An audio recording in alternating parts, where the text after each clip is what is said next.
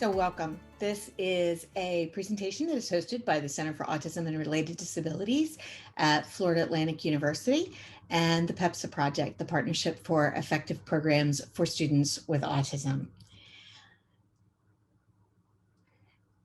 Their mission, the mission of CARD, an FAU CARD, is to provide expert consulting, training, and support at no charge for all people across all race, ethnic, and gender groups with autism and related disabilities, their families, employers, the professionals, and community and governmental agencies serving them. FAU CARD provides support and assistance with the goal of optimizing the potential for all people across all races and gender groups with autism and related disabilities. They serve 5 counties, including Indian River, St. Lucie, Martin, Okeechobee, and Palm Beach. They have 3 offices, one in Boca Raton, one in Jupiter, and one in Port St. Lucie, to provide one dynamic service across those areas.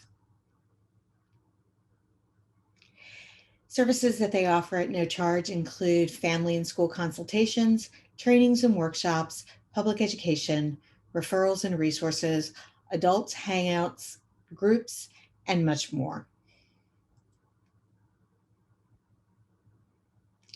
And I'm Christine Reeve, and today I want to talk about building relationships with families in returning to school and beyond. I run Autism Classroom Resources, a blog and a podcast. I am a board certified behavior analyst with a PhD in psychology, and I've been working for almost 30 years in the field of autism and special education. Have spent the majority of my time working with special educators in classrooms, providing support and training and consultation, supporting students with autism, but also students across the special ed spectrum.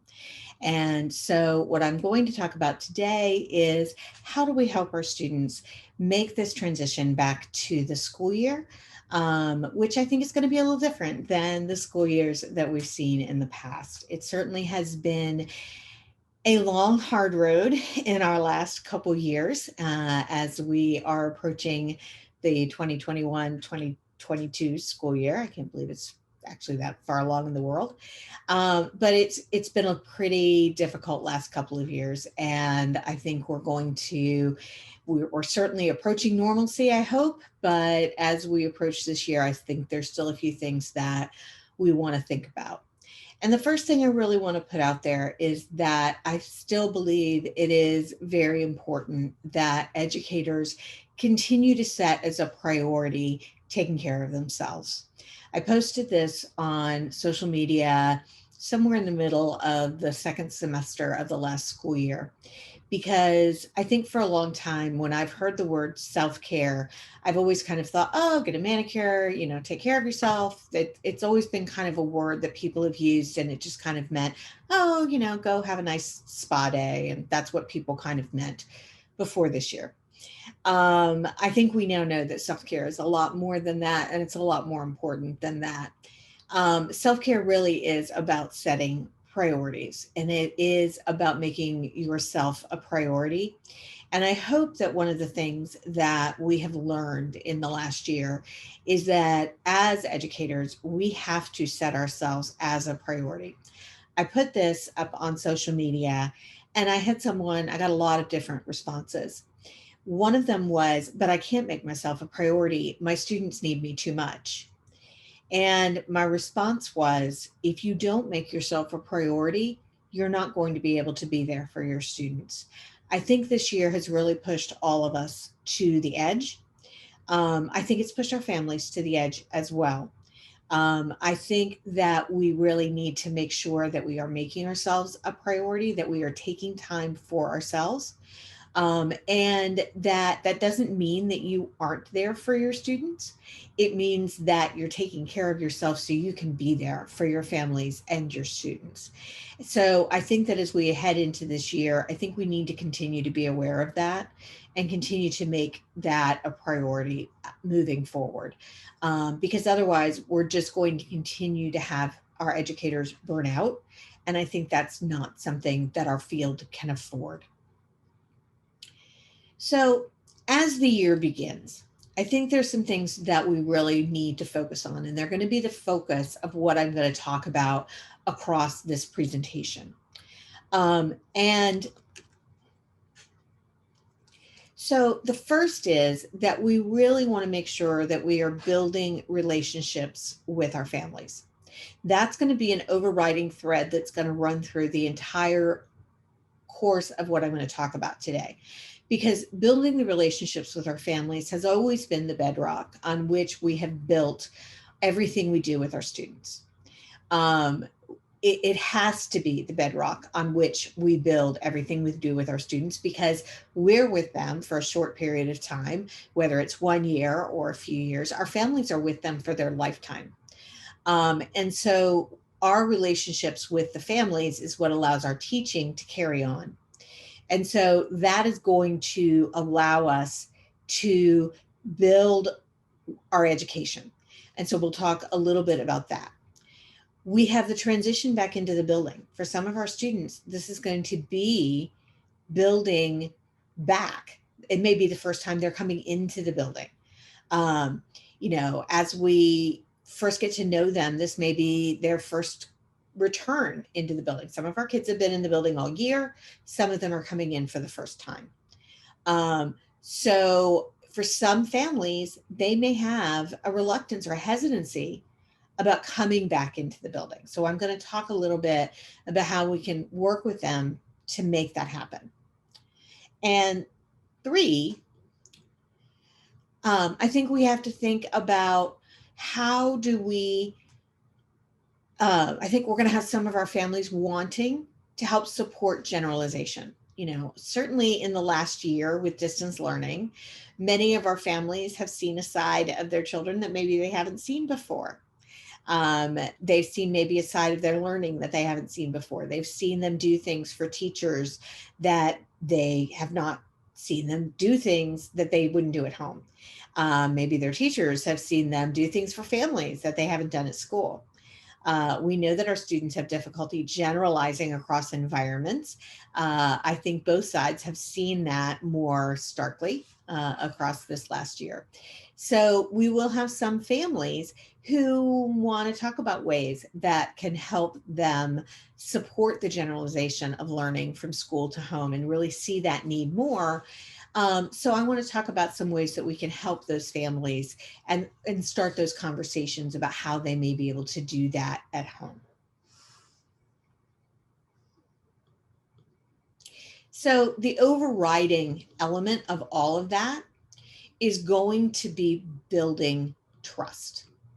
That's going to be the piece that runs the gamut across the whole element. So I'm going to be winding that through. All 3 of these tasks throughout the presentation is going to be based on building trust with our families. That has got to be the element that plays a big role. That's my dog, Lucy. She probably will make a couple cameos in this. I haven't really found a way to keep that from happening. It wouldn't be a pandemic Zoom if we weren't doing that. So we'll be talking about building trust throughout this entire process.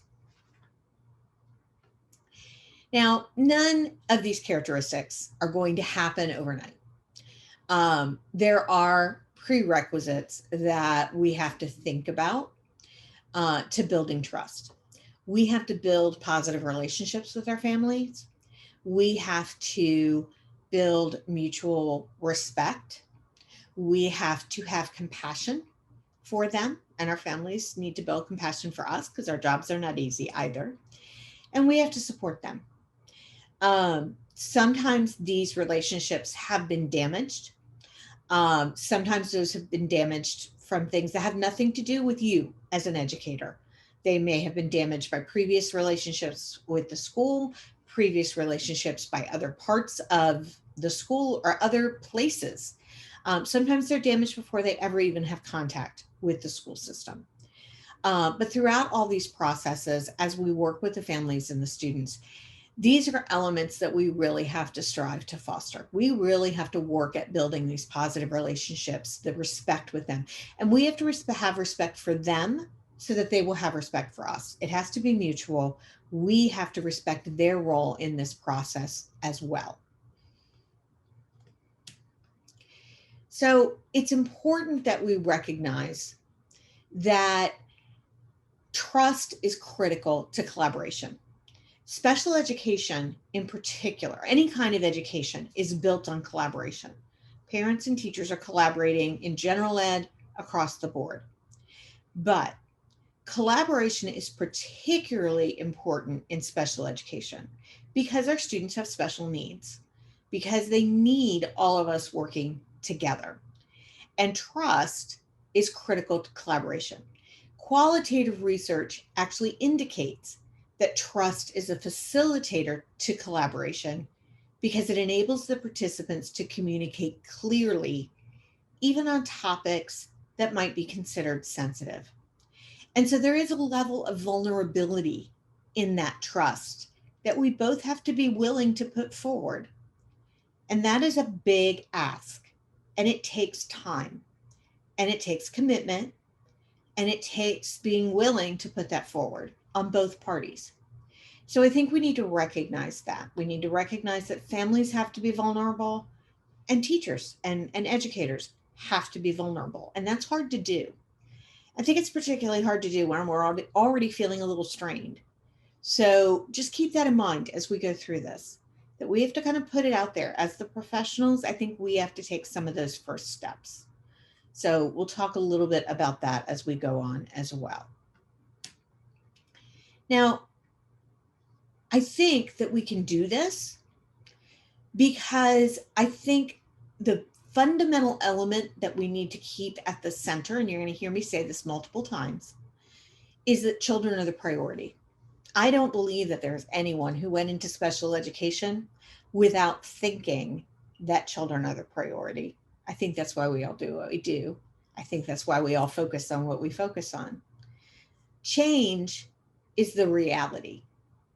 So if 2020 taught us nothing, I think it taught us that. We now know that, multiple changes are the reality. And collaboration is definitely the strategy. I really like this quote. It is truly the quote that I guide my work by.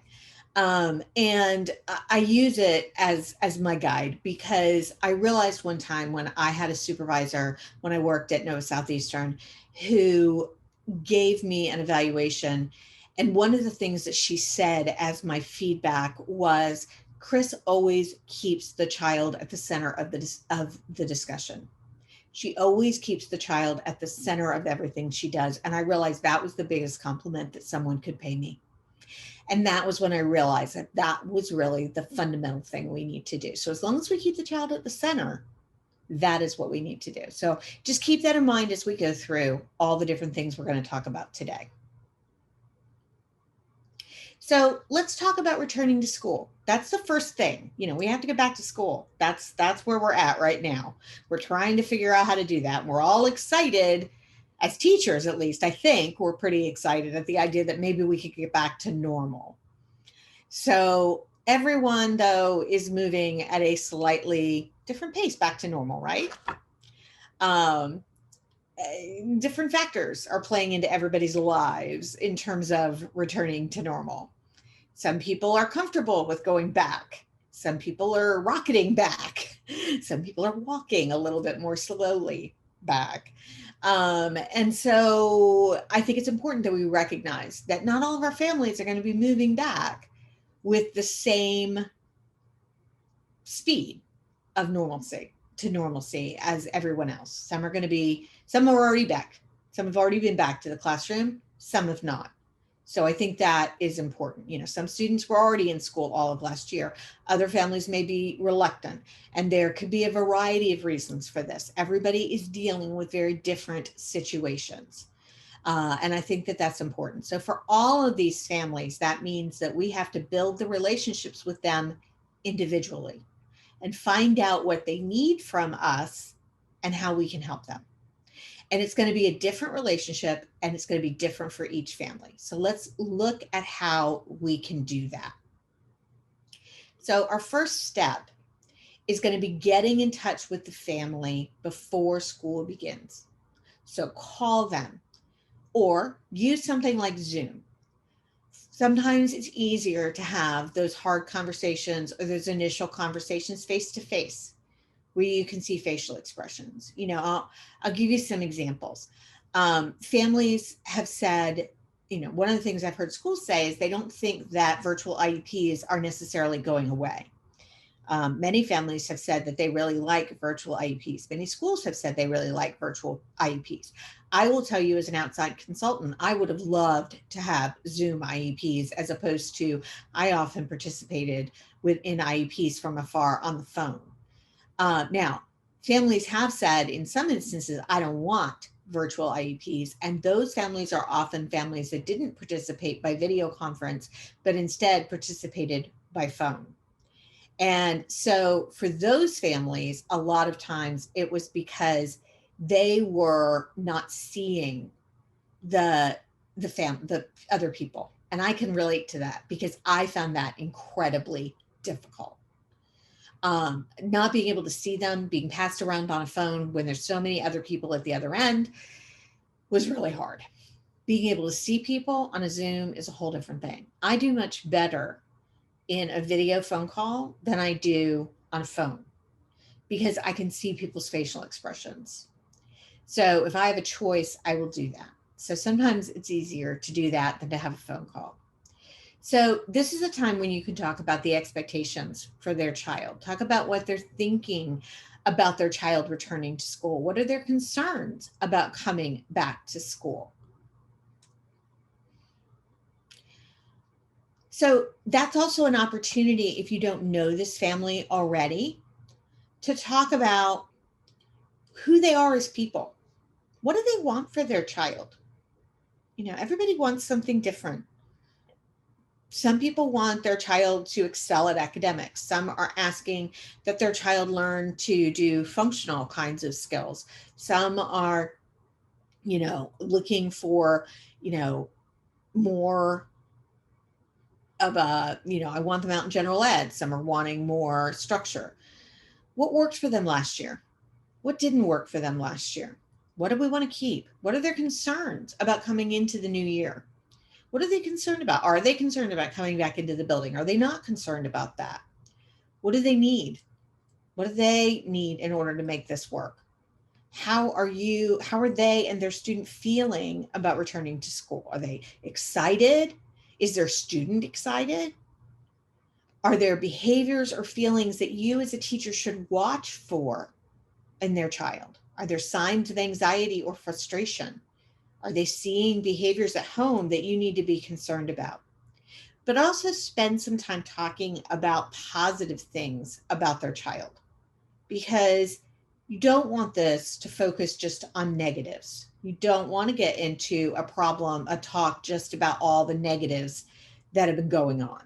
Talk about what do they want me to know about the positive things about their child. Tell me one really great thing that happened this year. Tell me something that you learned about your child this year. Tell me something that you really want to make sure I know that's great about your kid. Make sure that you focus on that, because it's really important for you to know that, and it's really important that they know that you know that. And overall, in these conversations, make sure that you listen. Really listen. It's really easy to get caught up at the beginning of the year, but I think this year, even though I know that it's going to be that same rush time of year that we always have, where there's never enough time to set up our classroom, I know.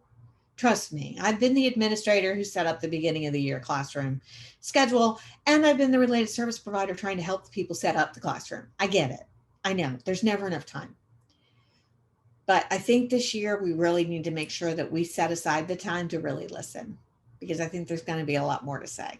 And I think we're going to need to really get that information out of them, and we really need to give them the time to listen. So make sure that we are listening, and I'll have some tips for listening a little bit later. Another thing that you could do just to get some basic information, so all of it doesn't need to be spent on that phone call, is send a quick survey to them. Just some general questions. Doesn't even have to be as long as the one you see on the screen. Use Google Forms. If your parents have gotten used to doing some digital kinds of things and they have internet access, send a quick email with just a quick form so that you don't have to cover those basic kinds of things. Some families might prefer an email to a phone call. Maybe that's more time considerate for them. But that's a good way also to find out, would you rather have an email or a text or phone call to get information about school? So that's a really quick and easy way. And then you also have all that information all in one place. Share how you teach. I think this is critical for building both relationships and trust with families. Let's think about what a family is doing when they're bringing their child to you. They are bringing you a child and entrusting that child to you 6 hours a day, 5 days a week. That's a lot to trust you with. Think about if you have your own kids, think about what you're asking the teacher to do. That's a lot. That, I think they deserve to know, how do you teach? What's your teaching philosophy? Um, I want to know that you are going to love my kids, but I also want to know that you know how to teach my kid. I want to know that you really understand my kid. I think that they have a right to know your training and your background. And I'm going to advise, don't be shy. I think as educators, for some reason, we tend to be a group of people who are like, I'm a teacher. I really want to help your kid. Instead of, I'm a teacher and I have a bachelor's degree and I'm in school to get my master's degree. And I've studied with this person and I've been to training to do this and I've been in training. Hey, shout that from the rooftops. You've been working hard and they deserve to know that. Because I guarantee you that if they go to the doctor, they know he's been to school. When I hire people to do stuff in my house, I want to know that my plumber is certified. Why wouldn't I want to know that my teacher is? We assume that people in a school are qualified, but why wouldn't we tell people? It's okay to brag about that. I encourage you to do that. Excuse me, my dog is going to come back now. If I lock her out, she'll just whine and be more disturbing. Don't be shy. Share your training and your background. Be proud of it. If you're a brand new teacher, that's okay too. Share what your training was. Share the things you know about and share the training that you're going to. That's okay. Share pictures or videos of your classroom. Make a portfolio of the things that you've done. How do you take data? Share examples. Share what you do. This is what I do. And it's going to be different every year, so you're going to have lots of examples. So share how you teach. I use a teaching implementation plan. I developed this plan as a tool for outlining how we implement the IEP because I found that teachers had a hard time talking about how we implement the IEP. The IEP, if we think about it, is really a promise. The IEP is like a blueprint of the child's needs. And it's like having a blueprint to the house. I can't live in it. It's nice. I have these nice drawings, but I can't live in it. And that's kind of how a parent, I think, thinks about an IEP. It's nice, it's a promise, and every year they hope that it's going to be fulfilled. But really, they need to know that it's going to be implemented, and they're taking that on faith. And the methodology and the implementation of the IEP is purposely left up to the educators to implement, and it should be, because we are the experts in implementing it. So I designed the tip as a way to help plan out that implementation so that we could talk about how we implement it and communicate across the team at school and to the parents. We need to implement the IEP. We need to be able to talk about how we do that. So it talks about where are we getting so many opportunities to really work on this skill and how are we teaching it? And how am I taking my data? How am I going to show that it's done? So that parents can know, how is this being implemented and how will I know that it's being tracked? so that they can see that it's integrated across the everyday schedule. Share your lesson plans, just samples. You don't have to share them every week, but share how you teach. I think it's important that they know. Um, Make sure that you've got family communication that goes home regularly across the year. It could be a home note, it could be a notebook, it could be some kind of regular communication. Find out from families what they want. Ask them what they want.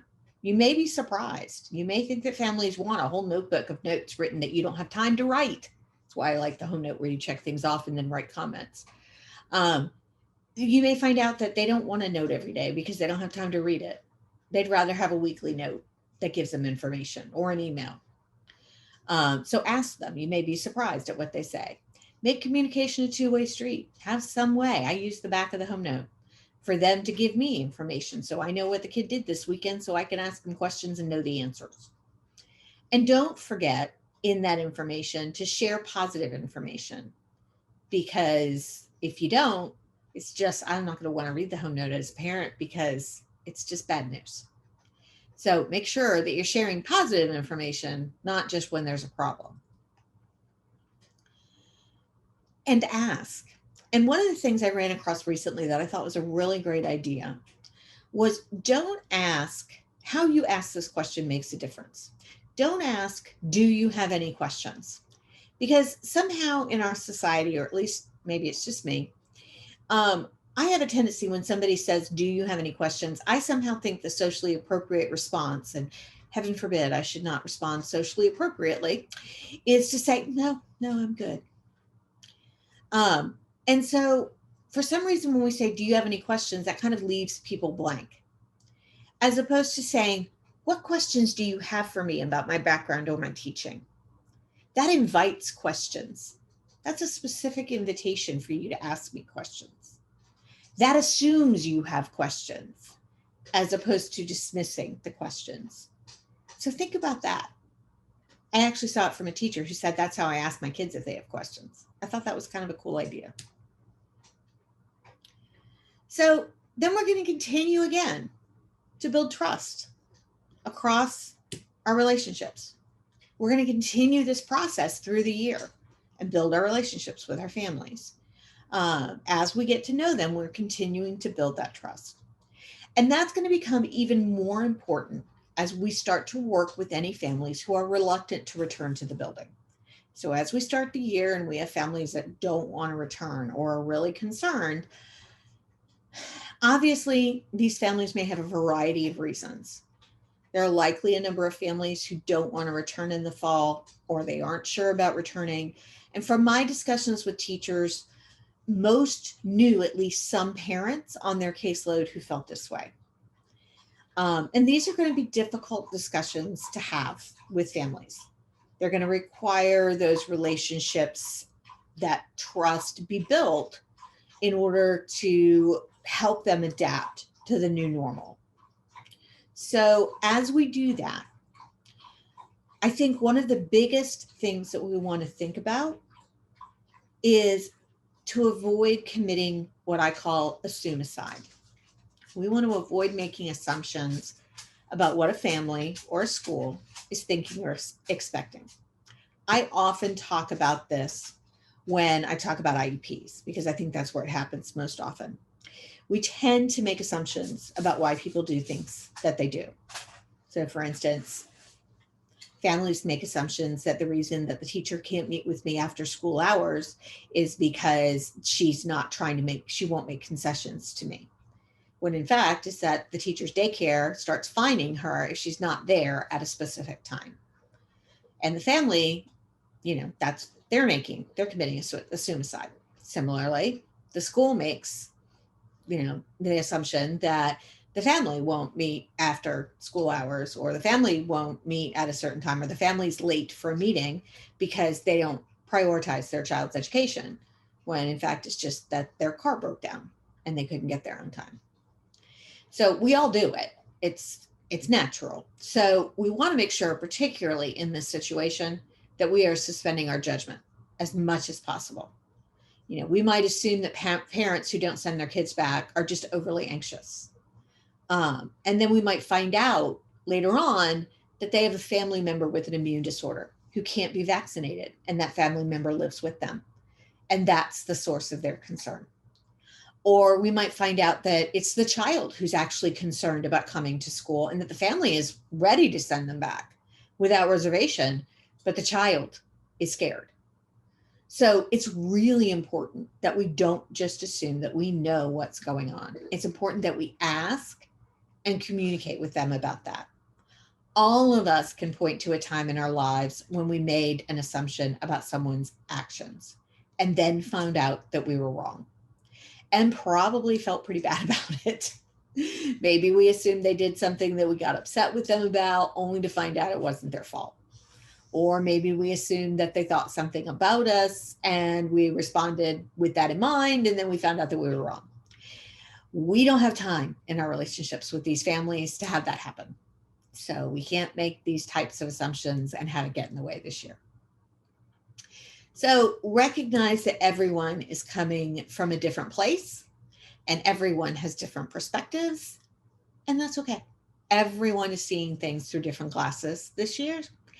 Acknowledge that in your conversations with them. Put that right up front. I know that everybody is coming from a different place this year. You can say it just that way. And I want to hear from you. Where are you coming from? You know, I have friends who are feeling this way. I have friends who are feeling this way. Some families are telling me this. Some families are telling me that. How are you? How are you feeling about this year? That's okay.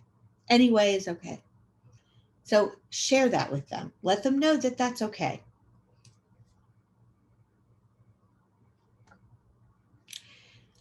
So make contact with those individual families. Make another contact with them if they're reluctant to come back to school, and ask specifically what their concerns are without judging. Find out what they are and listen to them. Really listen.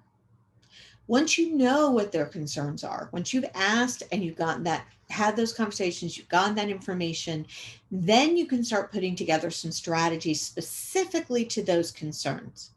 And you can start to individualize those strategies based on those conversations. Don't start throwing strategies at them until you know what those concerns are. It's really tempting to say, well, we could do this, and we could do this, and we could do this, and we could do this. But if we just start throwing strategies at people until we know what the concern is, then we're committing a suicide and we're going to alienate some people. So find out what the issues are before we do that. So one option, once we know if they have a concern about, I don't know what the mitigation strategies are going to look like at school. I'm worried, will my child be safe? If they're coming to school wearing a mask, are other people wearing masks? And maybe you're at a school where they are wearing masks. I don't know. So maybe we make a video of school or the classroom, or maybe their child is the one who is nervous and doesn't want to come back and they don't really know what their school is going to look like.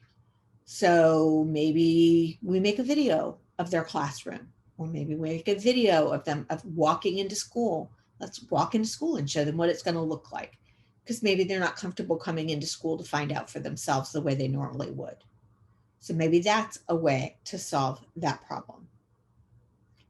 Maybe we send home social stories for the student. If they are wearing masks, we send home a social story about that, because maybe that scares them because people look different with masks on. And that can be hard for some of our students. The Autism Society has social stories about masks and social distancing and all different kinds of things that you can download on their website. There's all different kinds of resources out there that you can find. But it might be social stories just about coming back to school, and just coming back to school in general. That might be useful for them. Or it might be a social story about their new teacher or their new class that you make for them specifically. You might invite them on a tour. If they're comfortable coming back to the building, invite them on a tour to come and look at the building and come and look at their class and what it's going to look like. Or if they're really having a hard time with the idea of the student coming back into the building, one of the things that I know has worked in some regions, in some schools, is to bring the student back for small parts of the day. And maybe they come back to a part of the building that isn't the full classroom, or maybe they come back when everybody isn't entering the building, or come back through a different entrance. I know that one of the things that is sometimes scary for people who are either concerned about being exposed to so many people all at one time is not having control over the environment.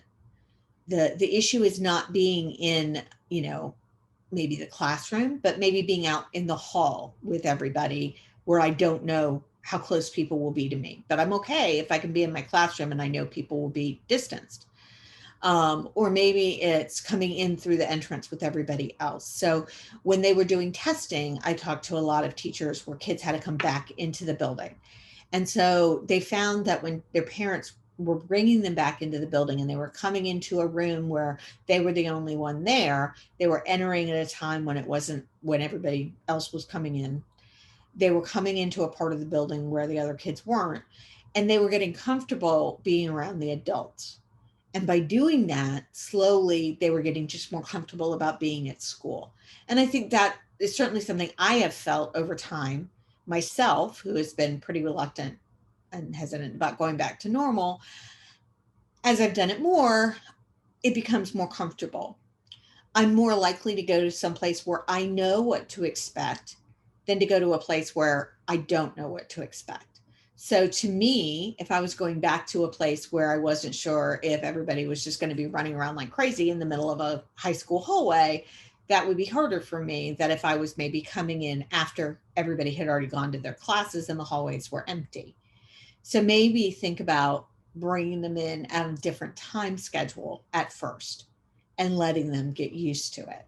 So think about some creative ways to have them come in for shorter times, off schedule, things like that. So maybe they're not exposed to such large groups of people at first to get more comfortable with it.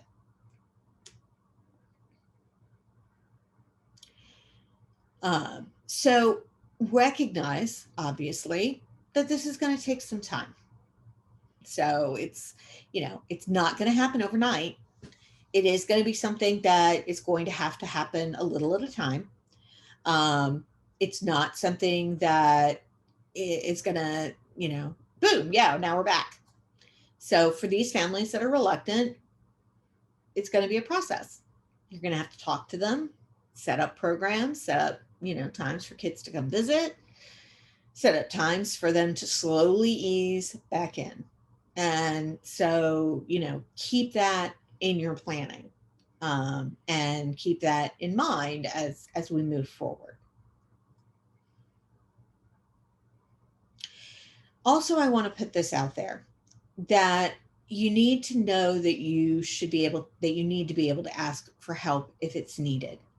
Some of your students are going to have some issues with anxiety beyond just, I'm nervous about going back to school.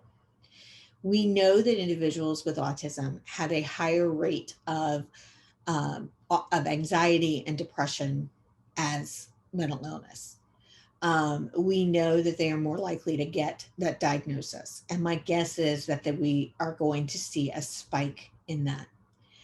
I think from my experience with my sister with autism, who has anxiety and depression issues normally, I think from my experience working in this field for many years, and my training and background in psychology, that we're going to see some spikes in this as things continue to return to normal.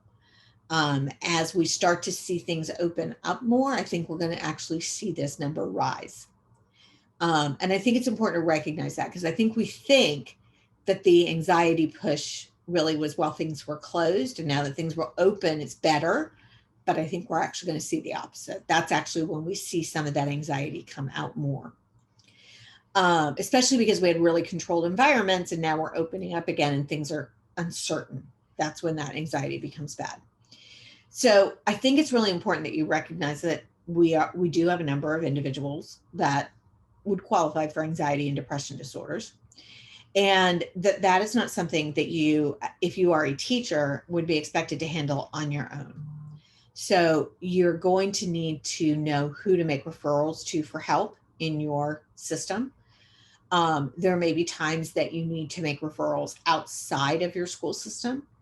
Many of our students will benefit from cognitive behavioral therapy.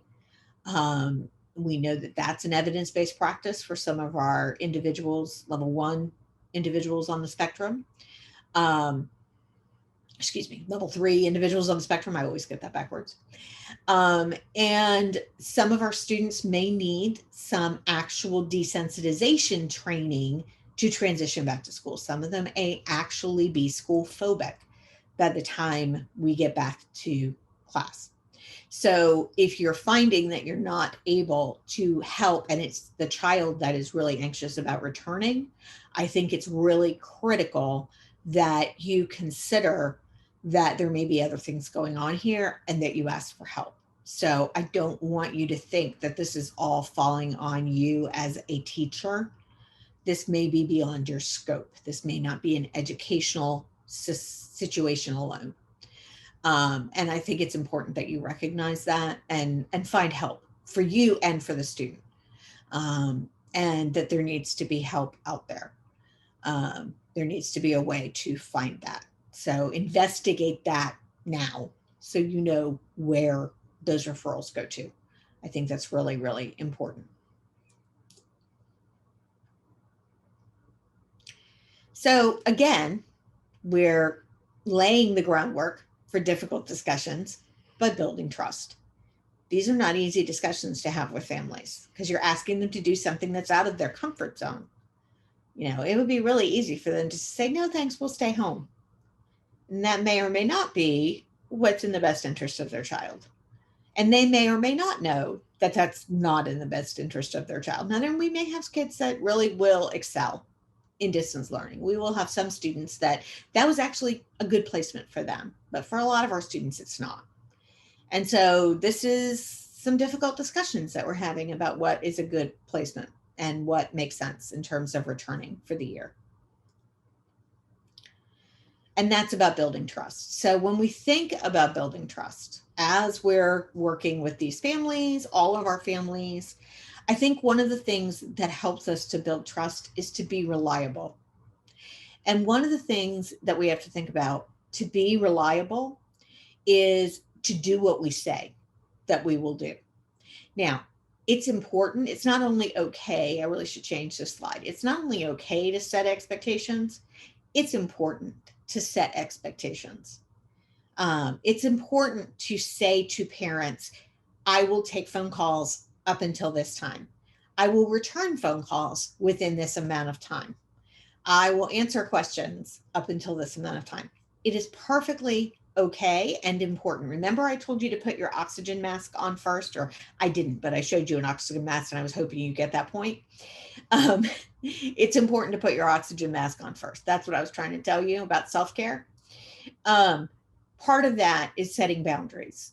It's about not answering every email at 11 o'clock at night. It's about saying that some things you need to think about before you respond. Trust me, I learned that lesson the hard way. Sometimes you're better off not responding 11 o'clock at night because the response is not helpful. Sometimes the problem resolves itself overnight too. It's okay to have those boundaries. You are a person. You are not a machine. You need to sleep. You need to have a family. You do not have to be there 24 hours a day. There are times where there is a crisis where you have to respond more than you would like. But on a general basis, it's okay to say after 7 o'clock, 8 o'clock at night, I'm turning the phone off and I'm not responding. That's okay. So it's important. But here's what's important about that. It's important that you set that expectation ahead of time and that you tell people what it is. And then it's important that you do that. That if you say you're going to answer emails within 24 hours, that you answer emails within 24 hours for the most part. That if you say that you will return phone calls that come in after 8 o'clock the next day, that you return phone calls the next day. So it's important that you are reliable in doing what you say you will do. If you say that you're going to send home a home note every day, you send home a home note just about every day. Yeah, you're going to mess up sometimes. It's okay. Don't kick yourself. It's going to happen. You're human. You're also allowed to be human. So that's okay too. But it's important that you do. I know that it sounds like I'm harping on this, but I know too many teachers who think they have to be superhuman, and you are not superhuman. You're a teacher, you're pretty amazing, but you're not superhuman. So set expectations, share guidelines about when you're going to respond to communications, and then follow through. So this is actually in the online folder or the handout that I asked them to provide for you. And it's just a letter. There's an electronic version and a print version. Um, and it basically just says, we love to hear from you and talk to you about your student. But one of them is about you walk your child to class, and that's often the time that families want to talk to the teacher. It's not a great time for parents to talk to the teacher because it takes the time that the teacher is supposed to be instructing away from the students. So that was always a tricky time because we didn't really want that time to be taken away from the students, and it was really easy to get monopolized by the parents, and it was hard to say no. So this became something that we were able to point parents to and say, could you leave me a note in the envelope? And I promise you, I will get back to you when school is done. And the message is, we want to work with your student during this time. That's why we're not talking to you. We're not blowing you off. We're working with your kid. And that's basically what this note says. Drop us a note or leave me a message. Same thing with phones. I'm old enough to remember when we didn't have phones in classrooms. You all are probably, some of you may be old enough to remember that. Some of you are, old enough to know that you have a phone with you all the time. Life is different. Things are different now. So there's one that you send home that says, and of course now we have email, and you don't need to answer email as soon as it comes through. So maybe there's a time that you answer email. So maybe, this one just says, email your question or information, and we'll get back to you in 24 hours. The key again is set your expectations and then follow through. That's how you build trust.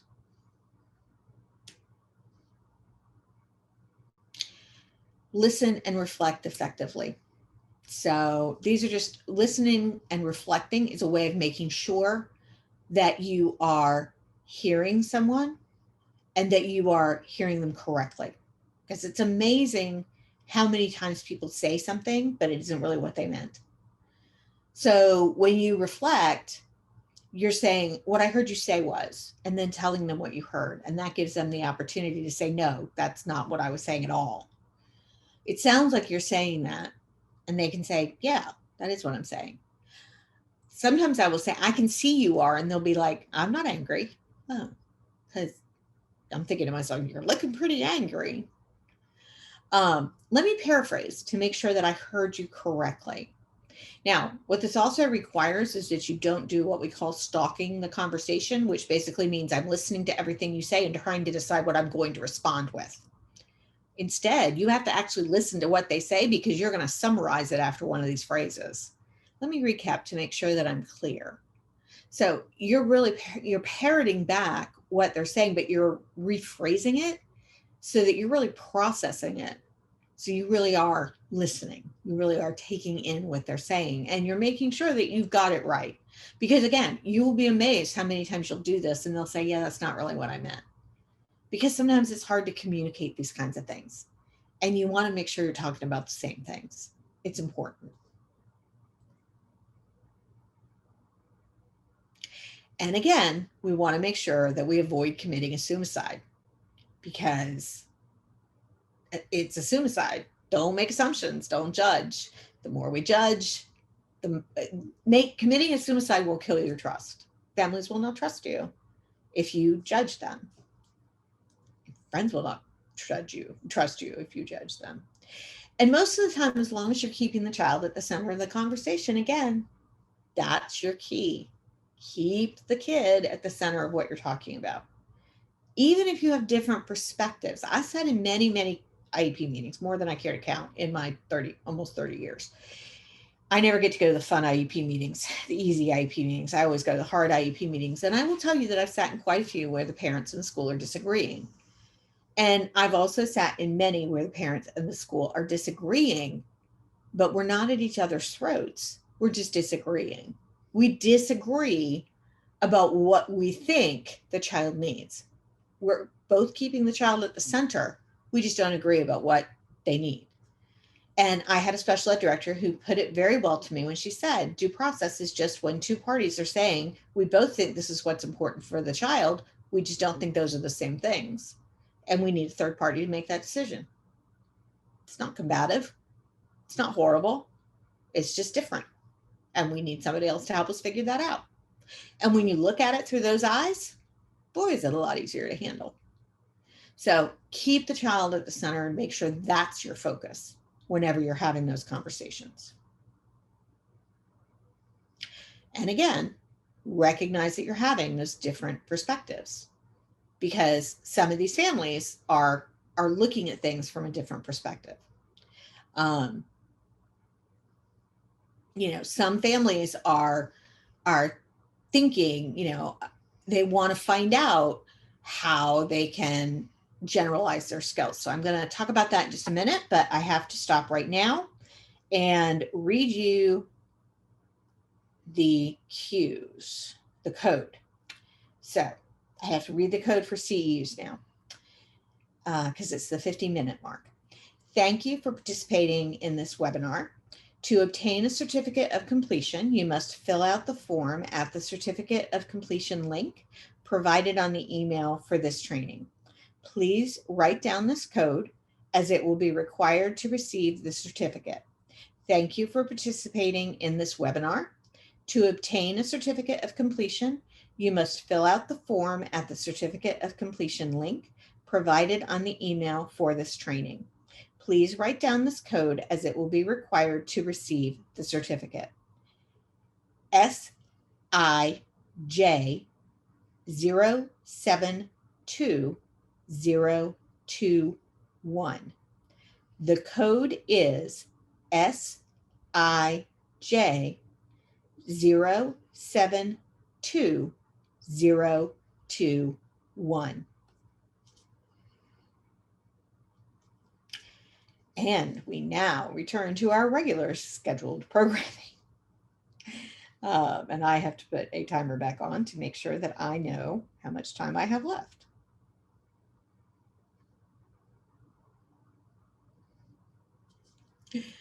Okay.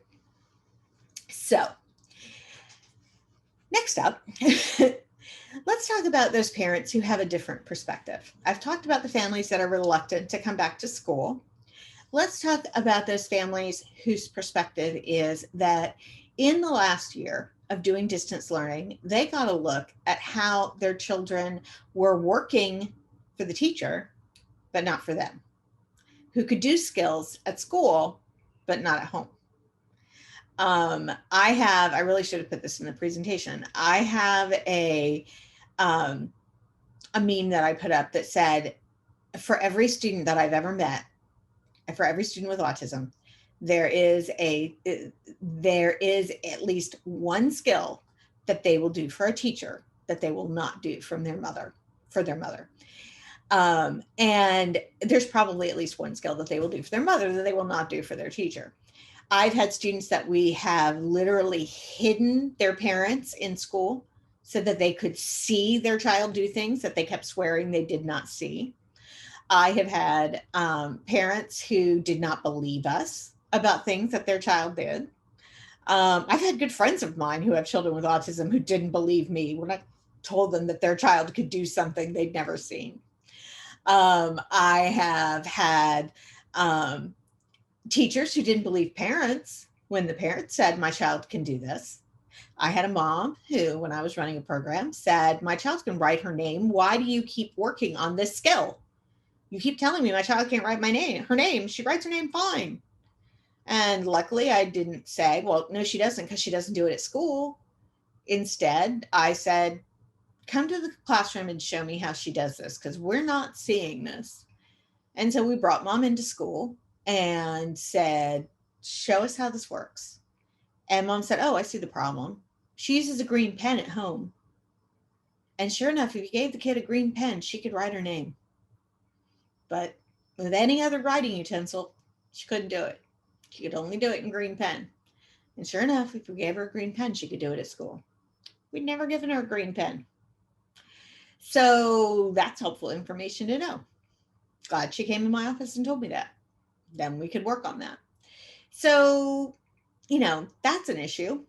So we're going to have families, I think, in the coming year who have seen that their children can do things that they didn't think they could do. And some of them are going to want to continue to work with their children in the way that they did in the last year to enhance that generalization. They're going to want to do more training at home now that they've gotten a taste of it and seen that it's possible to enhance that generalization. They're going to see that their kids can do more if they work with them at home, and they're going to ask for more help. Now, that isn't true for all of our families, obviously. So, I want to talk about developing parent teacher partnerships. Um, I will be the first to say that teaching our students is not set it and forget it. And it is very important that we address maintenance and generalization. We cannot teach our kids skills once and expect it to maintain and move from setting to setting. That's why we do community-based instruction. That's why our students learn things in 2 or 3 different settings with 2 or 3 different kinds of materials. We know these are big issues for our students. We know that learning to do things at home and having that carryover is important. But we also know that not every family is going to be able to follow this through. So that's an important component to think about as well. So we also know that, again, that collaborative relationship with families is really important because teamwork gets the job done. And that's important. We are a team. There's a reason that it's called an IEP team. And it's not just because we have come together as a team to write the IEP. It's because we are the village that makes this child life work. And we have to think about that. But it is important that we remember that we're talking about voluntary participants only. Some parents are going to want to find out how to help their child generalize skills at home. Some are going to have the ability and the freedom to do that, but others are going to want to do it, but they're not going to have the time or the energy to be able to pursue it. There are going to be barriers like transportation, time, and money that are going to impede that. So be careful again not to make judgments or commit a suicide if families don't participate when you offer this training to them. Embrace the families who want to participate and help them. And I think it's important that we offer different levels of support so that it might meet the needs of families who have different needs that they can access. So maybe we make some flyers that go home of here's some strategies that you can do without having to come into school or watch a video. Maybe there are also some videos that we send home so that it's just a quick video that you watch versus a whole training program. Maybe we have others that come in for one school night of training that's something they can handle, but it's not an ongoing thing. So we may have different levels of needs, and I'm going to talk about some different levels of training that we can provide depending on what your availability and support is able to do in your school, as well as what is available that parents can take advantage of. So it's important that we recognize this is a voluntary participants only type of program, because parents also need to put their oxygen masks on first. Parents have been under as much stress as we have.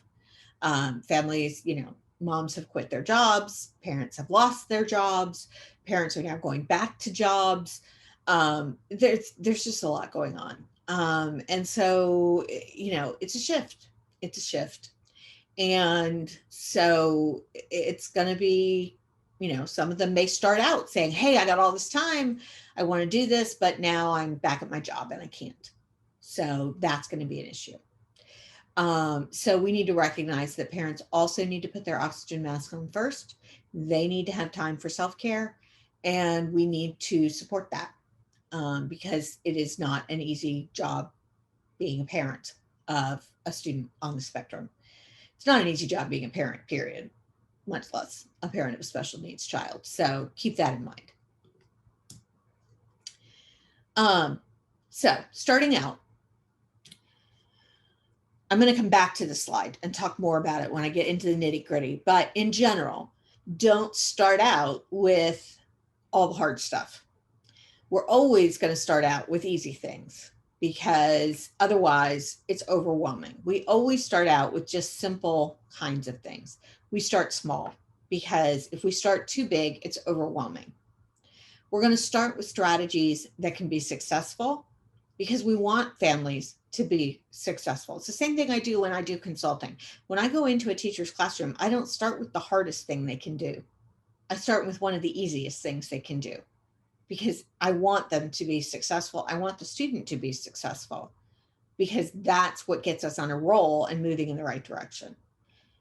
Praise and reinforce parents the same way that we do our students. Everybody benefits from our principles of education that we use with our students. It's not a one-way street. And ask what they need from you, because you might be surprised what you hear. So we'll come back to that slide in a little bit. So there's a lot of different models that we can use of family training for generalization.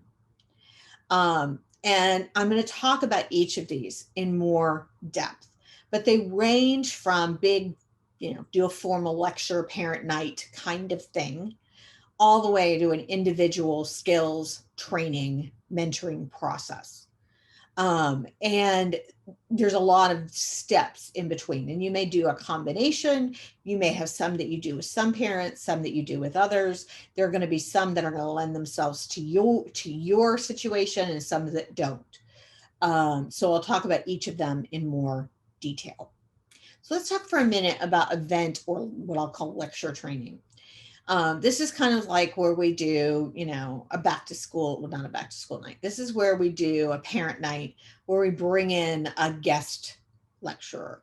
So, when I worked at Nova, if we had a consultant coming into Bodwin, we would have a parent night where they would come in. This is when Bodwin does, at Nova, they do a Super Saturday, where they have the parents come in, and the kids go through activities, and the parents go to sessions. And so that's similar to this, throughout a Saturday that they do, which is a really cool thing. And they have really good results with that. I often do this as an outside consultant, where when I'm in town, we would do a specific parent training night. Now, I will tell you that we often don't get really great results with this, particularly if we do not provide childcare. Sometimes we get better results if we do it during the day when the kids are in school, but then we only get the parents who don't work. If we do it in the evening and provide childcare, we get slightly better attendance, depending on the topic and depending on how many times we've done it. If it's the first time I'm doing it, we get more attendance. If we've done a series of them, attendance tends to drop off, partly just because it's not new anymore. They know who I am. So the problem with it is it's a great way to give a lot of information. So if we're introducing a new curriculum, it's a great way to give that kind of information.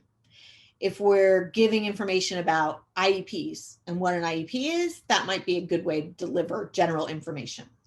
But you're not going to have an individualized discussion about a child and a parent and their child during that, because of confidentiality problems.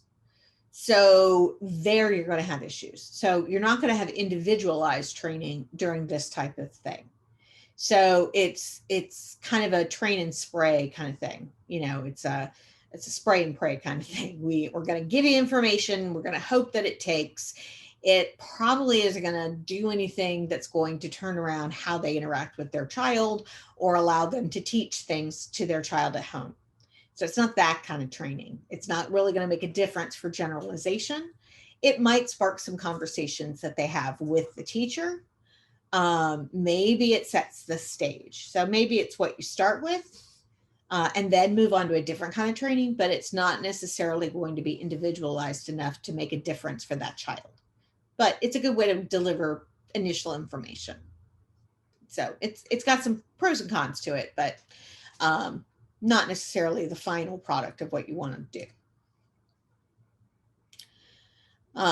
Then there's what I think of as kind of your parent night or your back to school night. Sometimes we do it as orientation before school starts, but I really like to do it as a parent night a few weeks into school. Sometimes schools call it parent conferences.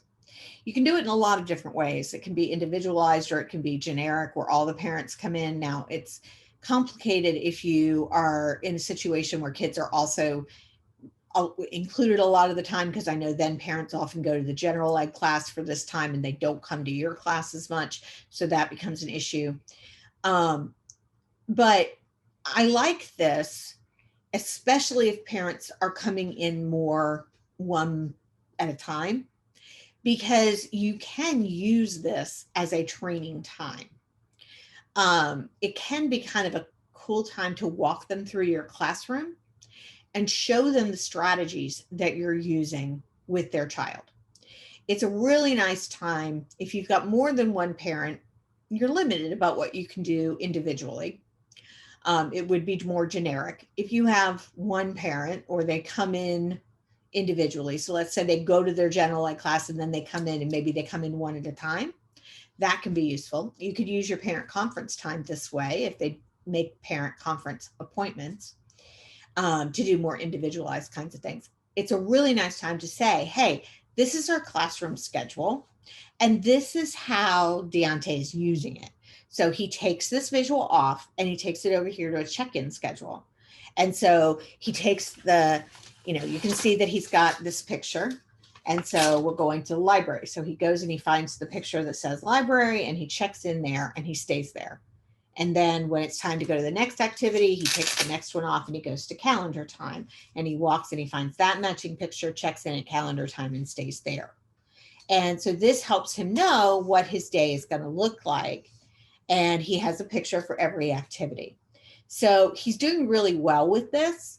And so this allows him to independently navigate through the routine of his day. And so right now we're keeping it on the wall, but he's doing so well with it that we might get to the point where we start keeping it on his desk. Or sometimes I'll move to where he only needs it when he's not doing what the rest of the class is doing, or whatever your next step might be. And this might be something, I know that you've told me before that you have a really hard time with him, maybe with the bedtime routine, that he has a hard time following that. This might be something that we might want to look at using for that. Maybe we could make him a picture schedule. And so it says, brush your teeth and put on your pajamas and read the story. And then he gets to do what he wants to do, which is play a video game before it's lights out. And I could make that for you and send it home, and I can show you kind of how it works. So it's an opportunity to really show them how this works for their child and how you're doing it. And you could actually model with them how you teach it. So if you've got them alone, it's a really good time to show them. You could do the same thing with their communication system. This is what I'm using with him at school. I'm using his textbook and he's giving me this picture to ask for this. So you be him. Show me how you do this. And you could model with them how you're doing that.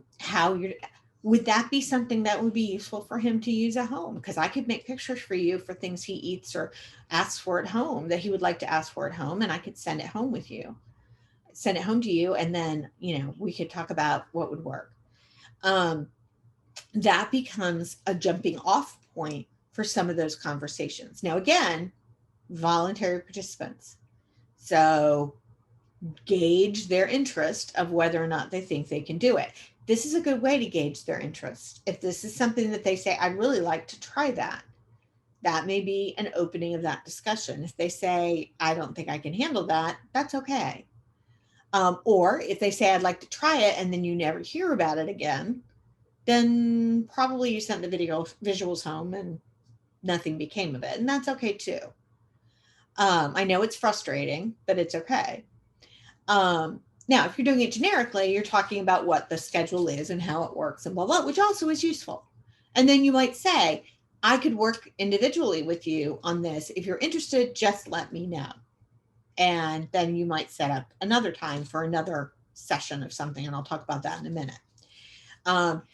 If you parents are not coming in for this type of session, let's say we don't do it this year or something like this, you could also do a video walkthrough.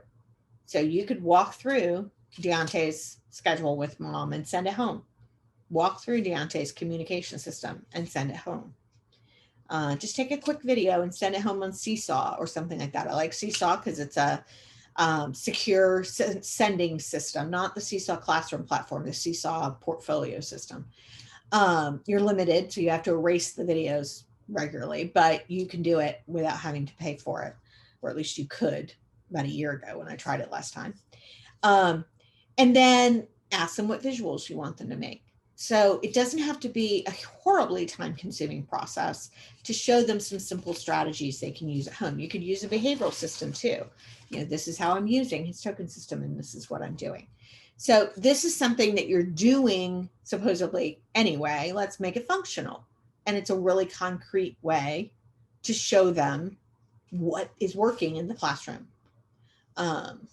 And by that point, if you do it a couple weeks into school, you're already knowing what is working for them. So it's not, you know, a new thing. You know, it's not, I'm going to do this, but I don't know if it's working yet. You've got an idea about what is working and what's not. You've already changed. Oh, he already knows how to do the pictures. He can read. Now I'm going to move to a word schedule. So I've already done that. And so I know where we're at. The next kind of training that you could do is sending home activities. So something like scavenger hunts. So I have, before, when we first started with the pandemic, I developed 10 scavenger hunts with questions that can be done at home. So they were just, here's some items. The kid has to go find the items. Let's go find them in the house. Then we gather them all up and here's some things we can talk about. So what is it? What color is it? Which do you put in your mouth? What do you use to wash your hands? Which has bristles? Which do you use in your hair? So they're just things that they're commonly going to find. So it's a way of building vocabulary, but in things they find at their house. And it's a way of giving the parent some information of just, you know, it's more than just naming items in their house. It's talking about them. You can do the same thing if you're using something like interactive books, or just using regular books and put Post-it notes with questions in them that the parents can ask. We know when we read a book with literacy, we do so much more than just read the book. And when we send books home, parents may or may not know how to get a child who is maybe nonverbal or limited in their verbal skills to really interact with it. So maybe make a video of how you do the interactive book with this child, or send home the interactive book and tell them, you know, have him match the pictures as you read the book.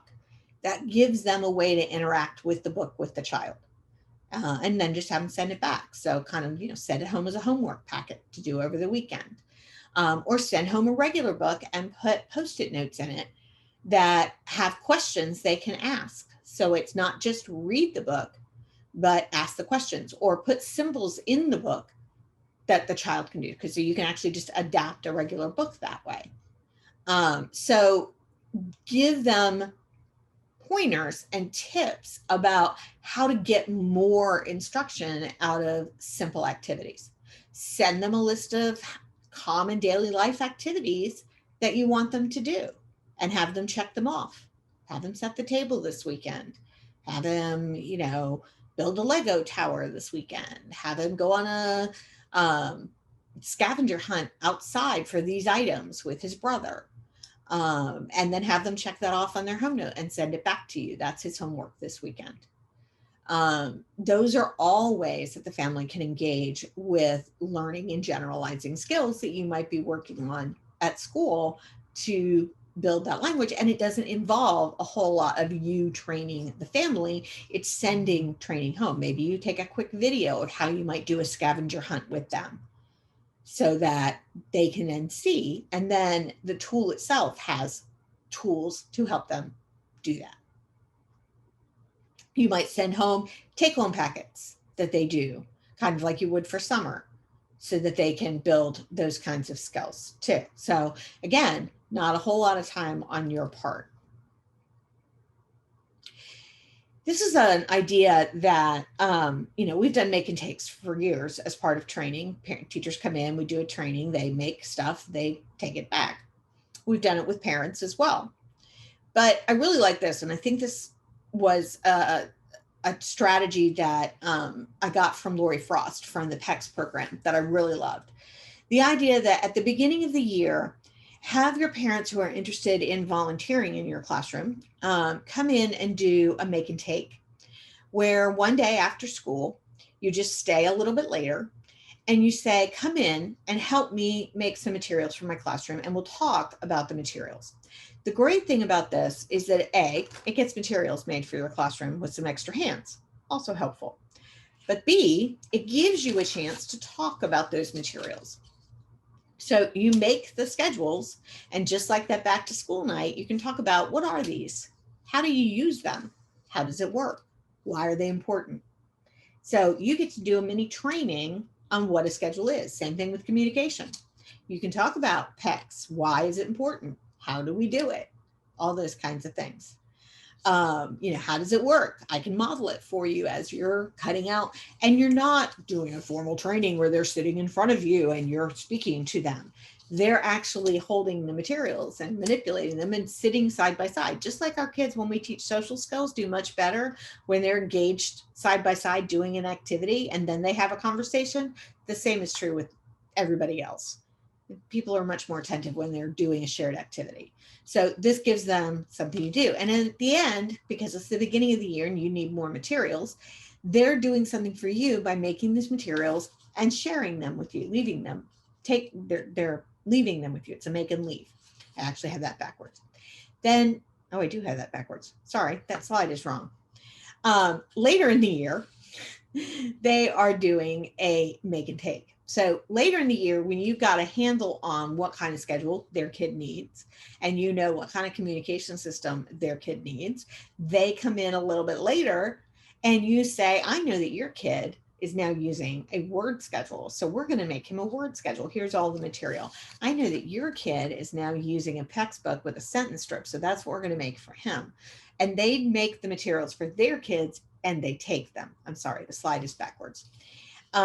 So then they do a make and take, and you talk about how their child is going to specifically use those tools. So then you've done a little intro, and then you've done the specifics.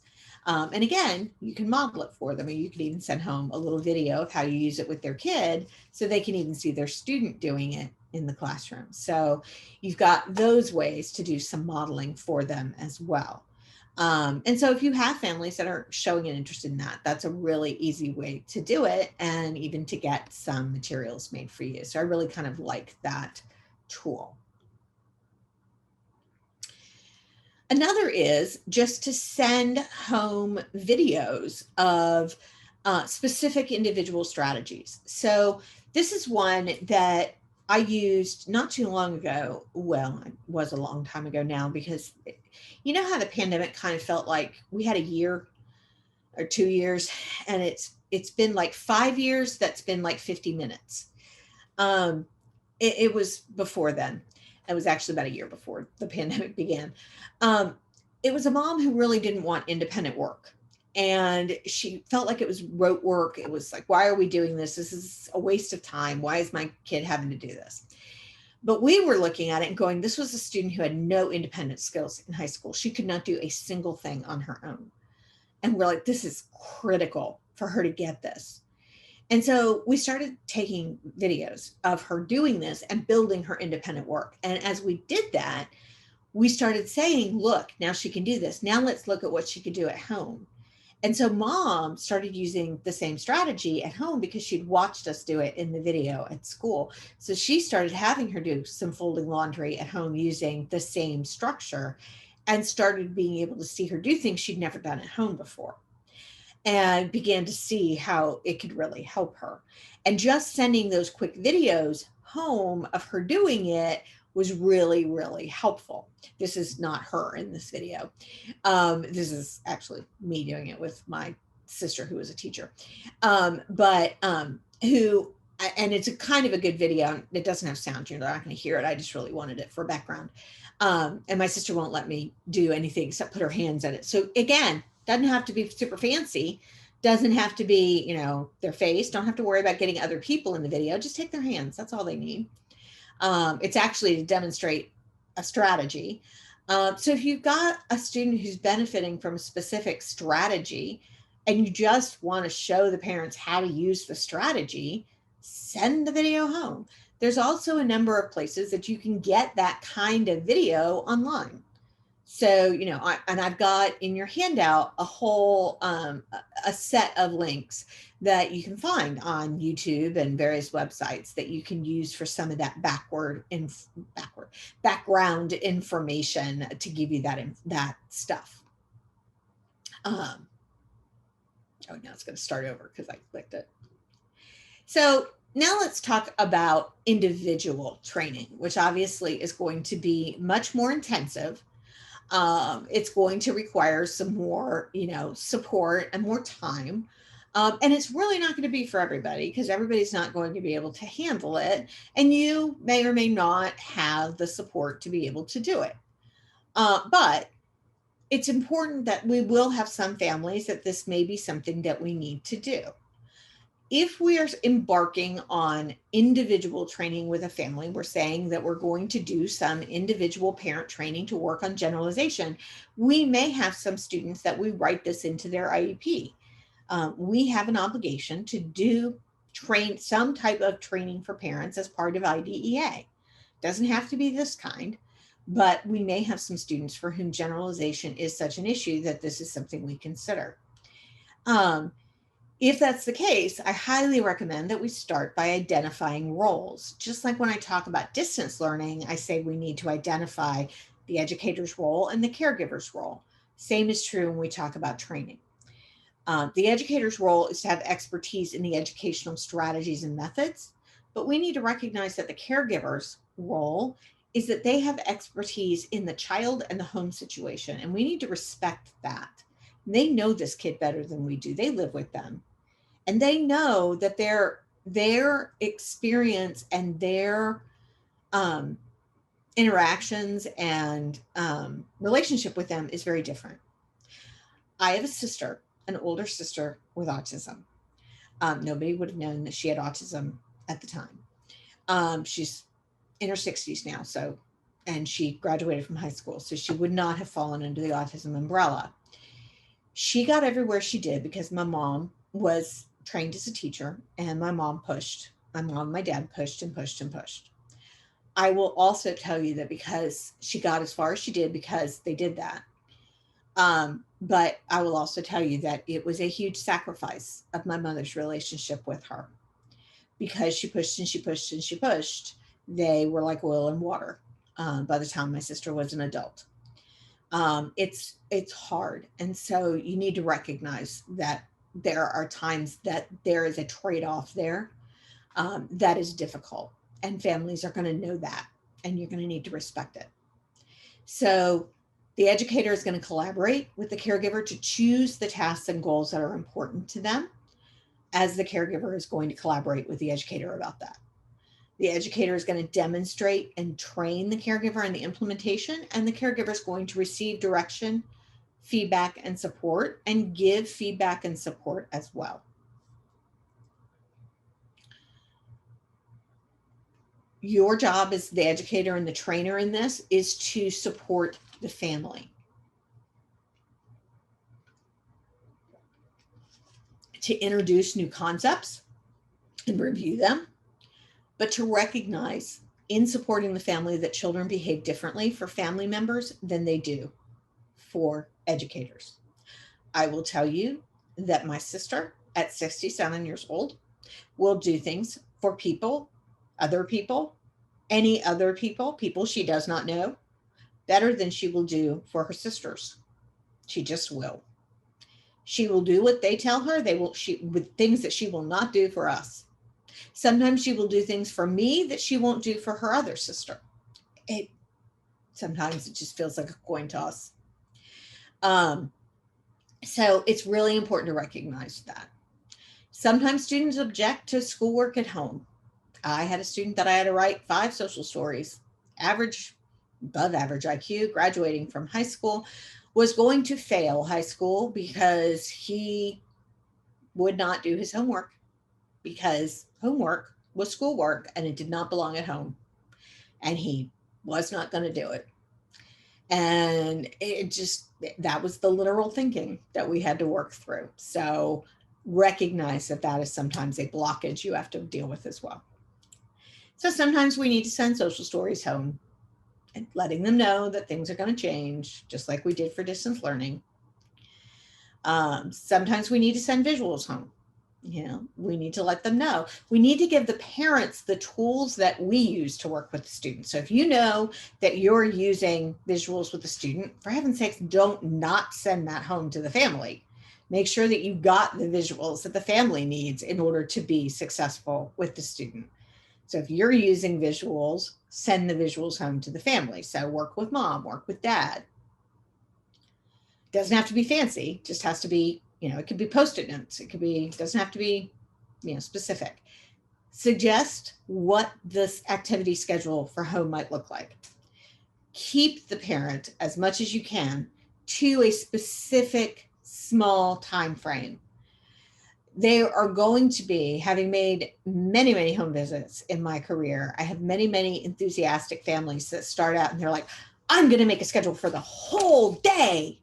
And I've had some families that actually live on a schedule, but they are rare. It's very hard to live on a schedule.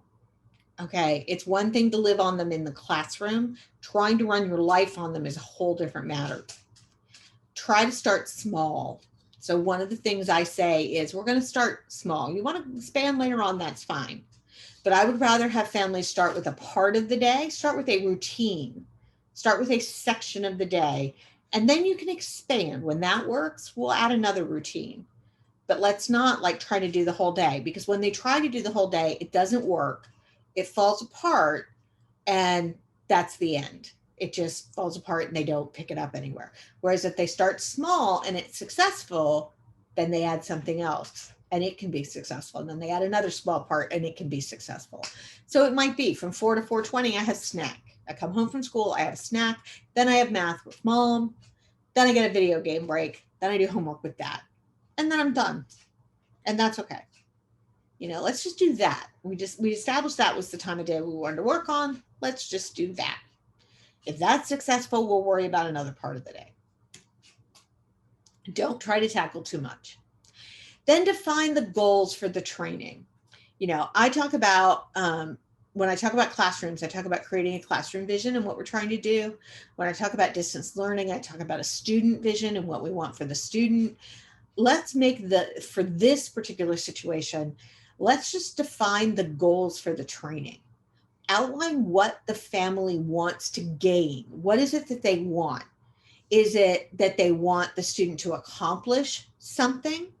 Do they want them to read better? Do they want them to be able to do their math? Do they want them to be able to work with them better? Do they want to manage their behavior better? What specifically is it that they want out of this training? Because that's going to focus what your training is going to look like. If they want it to be behavior-based, it's going to look different than if they want it to be skill-based. Your schedule is going to look different. The strategies are going to look different. The activities are going to look different. That's going to be, so you're going to need to be specific about what your goals are so that that can be the basis of instruction.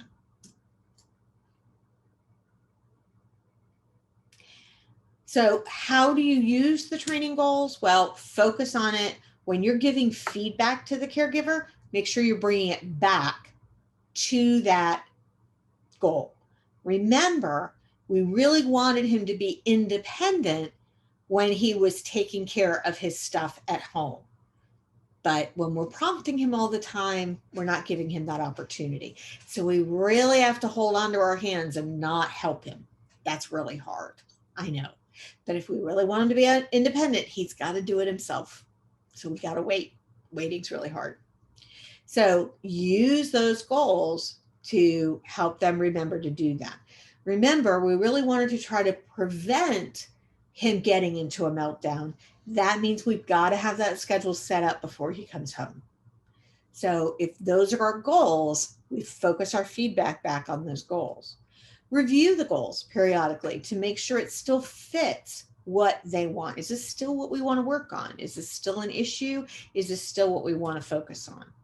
Let it guide your development of what you're planning to do. So we're still focused on the behavior. Is this still a concern? Okay, then our next step will be this. So starting, again, this comes back to I seem to be stuck. This comes back to my starting out. Start small. So let's say that we're starting out and getting the student who is not following simple directions. And we want him mom is asking for help in getting him to follow simple directions and be more compliant at home and do what she asks.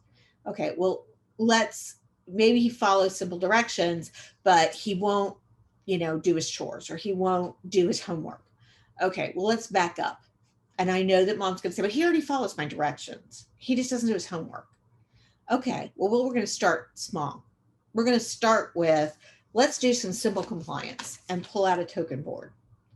And just start with, hey, touch your head. Awesome. And pull them all off and just reinforce and get that compliance going so that he gets it. That's important. Back up and let her be successful and let her reinforce him, pair herself with reinforcement and get it going and get it strong. Whoops, sorry, wrong way. Start small. Start a little bit so we avoid that overwhelm. Give strategies that can be successful so that she's going to have a quick win. He's going to get it. He's going to get reinforced. He's going to like it. He's going to want to work with her because it's reinforcing. She's going to want to work with him because it's successful. And that's going to put you on the path to success. Praise the parent. Reinforce the parent. Give them a reinforcement schedule. Okay, if things go well, you can, give yourself a reinforcer and ask what they need from you at the end of every session. What do you need from me to do this next step? What can I do to help? Are the visuals that you need? Is there support you need me to check back in on with you at this time? What can I do to help?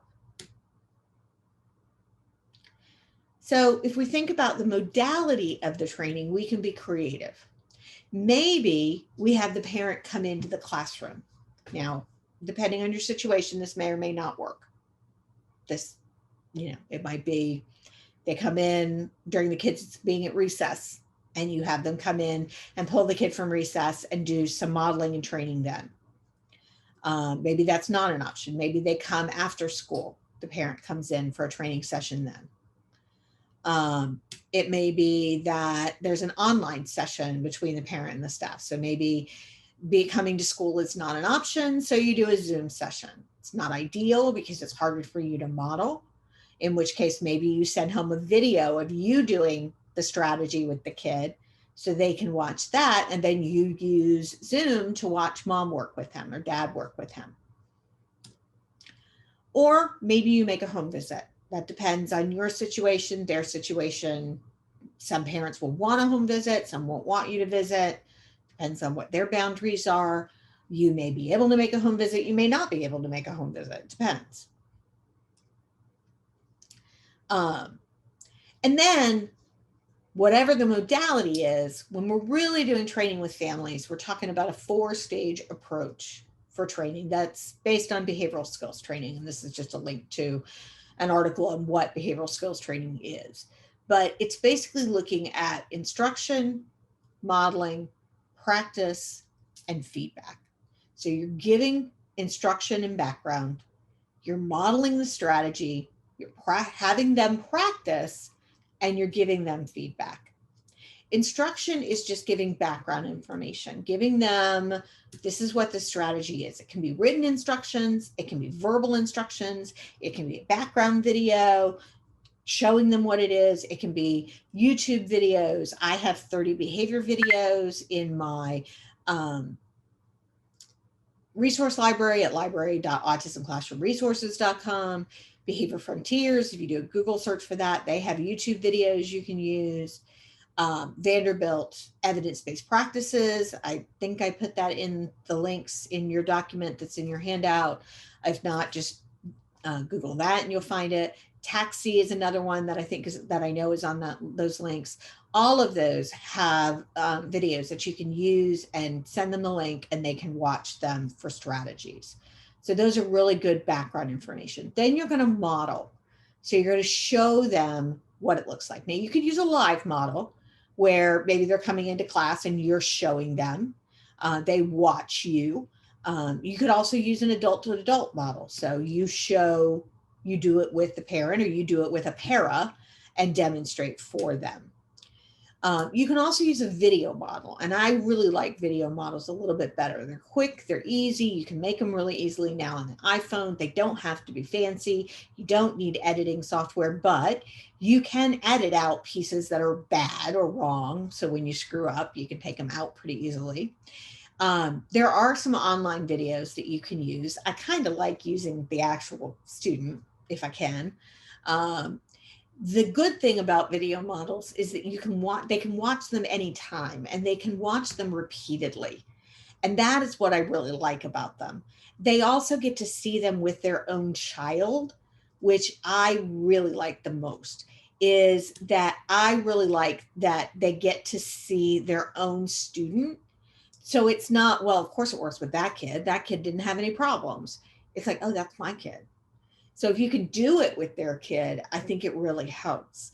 And then they can go back and watch, wait, I didn't really see how that, like, what was she reinforcing for? Oh, let me look at that. Let me see that again. So it's helpful that they can go back and see it multiple times. And then they can also show other caregivers in the home. And I think that is very useful. So I kind of prefer video models because of that. They're also useful because you can also use them to train your staff. And if you happen to have made them when you were doing distance learning, which is one of the things I advocated for a lot, then you may already have some. Now, I also recommend, because many of our students are using some kind of reinforcement system, choose a simple behavioral system for reinforcement that your families could use.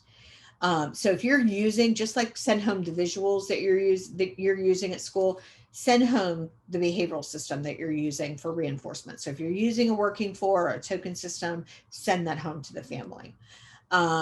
If you're using a 10 token system, I would send home a 5 token system, just because I would make it easier for the kid to get to the reinforcer. You can send home a 10 one later. I would send home the 5 rather than what I do with the 10, which is I just leave 5 on the board and just replace it with 5. Send home the 5 because they're not going to know how to do that. And they're going to think that you're just taking it easy on them. If you send home the 5, then you say, see, this is the way we use it at school. Sometimes that's really helpful, just to let them know that. Send home the visuals of the reinforcers that you think would work with them at home too. Make a video of how you use it. I actually have a link, I think, of a video that I made. This is me from a YouTube video that I made during the pandemic that you can use of how to use it. And make sure that in the video, you show them how to specifically identify the behaviors that they need to reinforce, so that they know that they don't just give these for completion, that they're actually focusing on specific behaviors like correct responding that they have to give them for, that it's not just, oh, I got to the end of the task and I gave it to you. And if you want, you can use my YouTube video and send it to them or make your own. Demonstrate how to use visuals. That's also in this video. I think it's called Helping Families Teach at Home. It's on my YouTube channel. So there's one about using first then. And then they have to practice. and they have to rehearse. And so they need to practice that skill with you watching them, because that's how they learn. That's how we all learn. That's how families learn. That's how students learn. That's how we all learn. We all learn from practicing, and we all learn from getting effective and meaningful feedback, because if they don't, they just learn to do it wrong. Um, if you've ever, well, in the world of DPS, this doesn't happen very often, but we all need to be reinforced for doing things correctly, not doing things incorrectly. I always think of Irma Bumbeck's story. I'm sorry, some of you don't know who Irma Bumbeck is because you're too young, but Irma Bumbeck is a humor writer. Ask your mother about her. She'll probably remember, maybe. I might be getting too old to even say that. Anyway, she was very proud of herself because back in the days before GPS and you had to use an actual map to find your way around, and she wasn't very good at it. So she moved out to LA by herself, and she was following a map to go to the studio, and she ended up at the beach, and she didn't know how she got there. So she figured out how to get she watched the sunrise. She figured out how to get from the beach to the studio. And so every day when she drove to the studio, she drove to the beach, and then she drove to the studio. And that was fine. She was perfectly happy to see the sunrise every morning on the way to the studio. And then her husband came to pick her up when it was time to go home. And he was like, "Oh, I'm so proud of you. This is so amazing. You managed to navigate LA. This is so amazing. I want to go see the studio. Can you drive me there?" And she's like, "You want to go to the beach?" She was like really embarrassed because she's like, "I didn't ever really find out how to go to the studio. I found out how to go to the beach and then go to the studio." And because she was reinforced, but she was not reinforced for the actual correct answer. She was reinforced for the wrong answer. So you have to actually reinforce the correct answer, or we learn to do things wrong. So that's why the rehearsal and the feedback is so incredibly important. So how do we train? Have the parents observe you instructing a specific strategy using specific lessons so they can learn from you. Have them do the lesson during a school visit or an observation or a home visit. Ask them, if you're not making a home visit, maybe you ask them to videotape working with the student and share it with you. So maybe you give your feedback that way. So maybe it isn't a Zoom session, maybe they just video and send it, and then you videotape. I often will videotape feedback because it's easier for me to talk than to type it all out, and send that back to them. So that may be another way that you could do it without having it to all be synchronous. Feedback is really important. Giving that feedback is really critical. Ask parents how they want to get the feedback. Do they want it in writing? Do they want it in an email? Do they want it verbally? Do they want it on a video? Try to make sure, just like with our students, get 5 positives for every correction. More positives than corrections works for our students. It's the golden ratio for reinforcement. It's the golden ratio in marriage therapy. It's the golden ratio in just about everything. Clear is kind. If you haven't found Brene Brown, I highly recommend her. It's very useful in this process. Clear is kind is one of the things she says, and it's very, very true of feedback. Don't think you're doing them any favors by hedging and not giving them the feedback that they need. By giving someone feedback there, you're not being honest with them and telling them what they're doing wrong. You're just prolonging the problem. You're actually being unkind when you say, "No, really, it was okay that you didn't reinforce them any of the times you did it right. No, that's all right. It's not really that important." It is really that important. They do really need to reinforce it. "No, it's okay that he didn't have the schedule ready when he came in the door and it took you 15 minutes to get it right." No, that's not a problem. It is a problem. You need to say, "I know it's really hard." You can sympathize. It's really hard to have all that stuff ready when he gets home from school, but it is really important if we want to prevent that meltdown when he walks in the door. So let's try and set that for our goal next time. You don't have to hammer them over the head with it, but you got to be clear about what you need them to do. Clear is kind, because not giving it to them just makes the problem snowball down the road. It's not helping them, and it's not helping him. So clear is kind. Clear, don't hedge. Well, it's kind of like, it's like, "Oh my gosh, it's just so painful. Would you just tell me?" On the other hand, Give positives. And positives can be things like, I really like the way you interact with your kid. I know that sounds really, really stupid to some of us. And I say that as somebody who once had a consultant come in and look at my program and say, I think it's really amazing that you have developed a program in which everybody really cares about these kids. Here's what my brain said. Oh my gosh, that's the best thing he can say about our program. We really suck. Okay, I will tell you that was 30 years ago, 25 years ago. I will tell you that 25 years later, less than that, but I will tell you right now, that is one of the best things that you can say. And I have said it a million times to other people now because I can't teach that. And I don't see that everywhere. That is something I really mean now when I say it, and I get why he said it. And I'm proud of the fact that he said it. It was not a little thing. That was good feedback. And that is not a bad thing to say. I think that's a good thing to say. That's a positive thing to say. So think about that. So clear is kind. Just remember that. Don't hedge your bets. And set the stage with the end in sight. So keep the focus on what you're training. Yes, there are 15 other things she might have done, but if we're focused on behavior, keep it focused. The instruction is not what we're focused on. We're focused on giving the direction to get the behavior under control. That's what we're focused on. Start small with those quick wins, which I talked about. Ways that we could start small, start with behavioral momentum. 5 easy things he can do really quickly that we know he can do. Give her maintenance tasks, and then give the thing that he's unlikely to follow. Start with things for independent work. I love starting independent work at home because it's only mastered tasks that I know he can do. And that way he's successful. Start with things you know he can do at school because that's going to make it easier for him to do it at home. Be objective and concrete. So keep your opinion out of it. Not, well, this is really easy for him to do at school. No, that's not helpful. Don't judge. I don't understand why you can't do this. That's not helpful. Just factual. Ask questions.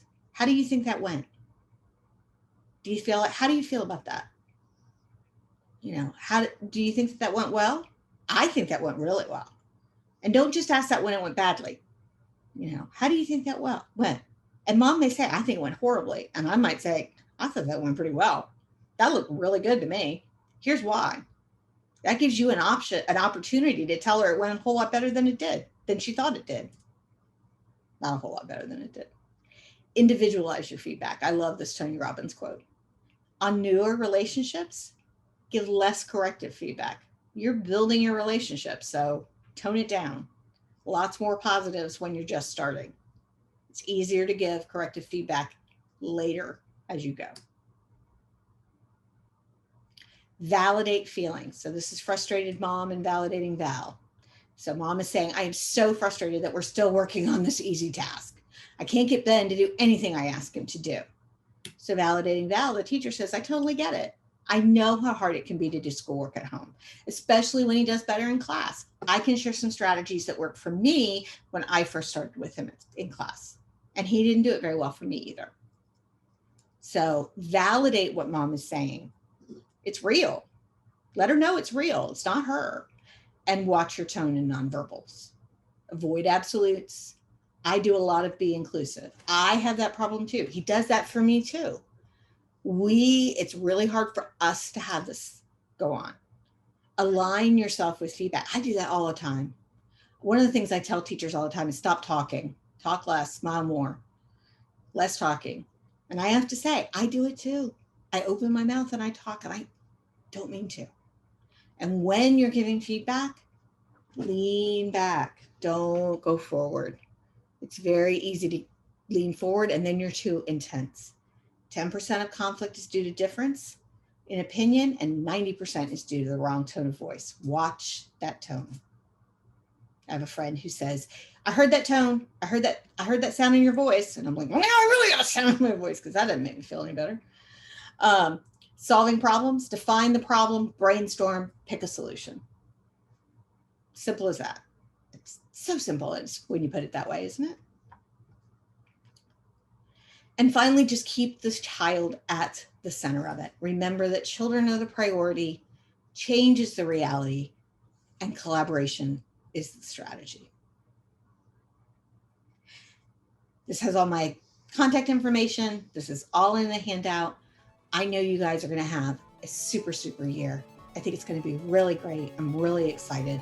I'm really hoping we get back to at least some semblance of normal, whatever that is, this year. And I really want to thank CARD for inviting me to talk today. This is all of their contact information for the amazing things that they do as well. Thank you guys, and thank you for all that you do.